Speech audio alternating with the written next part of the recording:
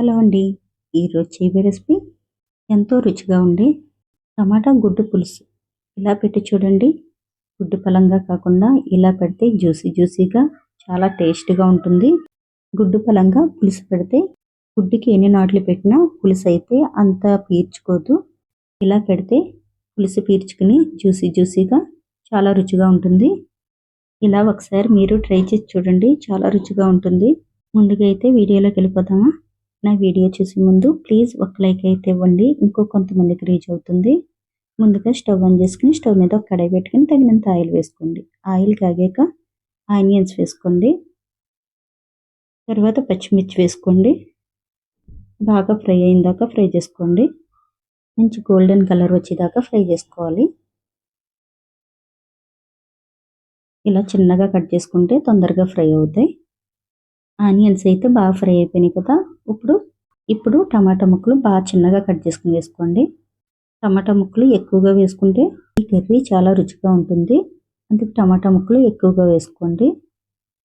టమాటా ముక్కలు తొందరగా ఫ్రై అవ్వాలంటే తగినంత ఉప్పు వేసుకోండి. అలా టమాటా ముక్కలు మగ్గేటప్పుడు ఉప్పు వేసుకుంటే టమాటా ముక్క తొందరగా మెత్తబడుతుంది. టమాటా ముక్కలు బాగా ఫ్రై అయ్యి బాగా మగ్గిపోయినాయి కదా మెత్తగాను. ఇప్పుడు తగినంత కారం వేసుకోండి. పచ్చిమిర్చి కూడా ఎక్కువగానే వేసుకున్నాం కదా. 2 స్పూన్లు కారం వేసుకుంటే సరిపోతుంది.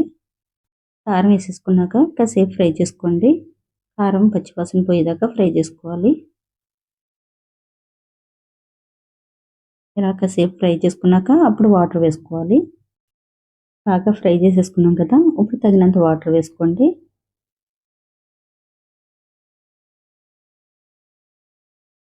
ఒకసారి గట్టితోటి కలిపేసుకుని మూత పెట్టి కాసేపు ఉడకనివ్వండి.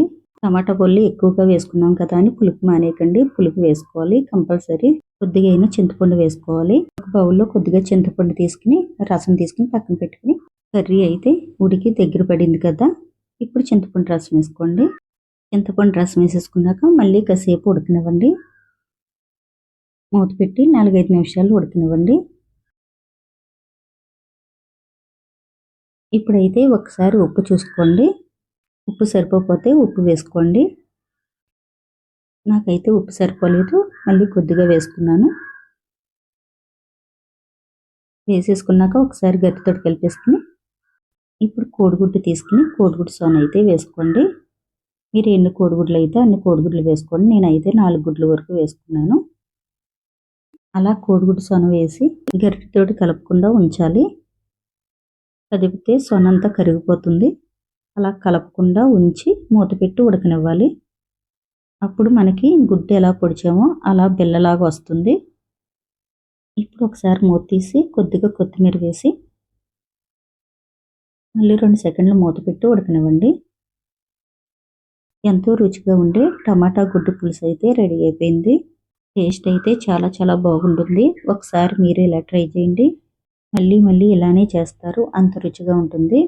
నా వీడియో మీ అందరికీ నచ్చిందే అనుకుంటున్నాను. నచ్చితే కామెంట్ బాక్స్లో అయితే కామెంట్ చేయండి. మీ ఫ్రెండ్స్కి బంధువులకి కూడా షేర్ చేయండి. అలాగే సబ్స్క్రైబ్ చేయడం అస్సలు మర్చిపోకండి.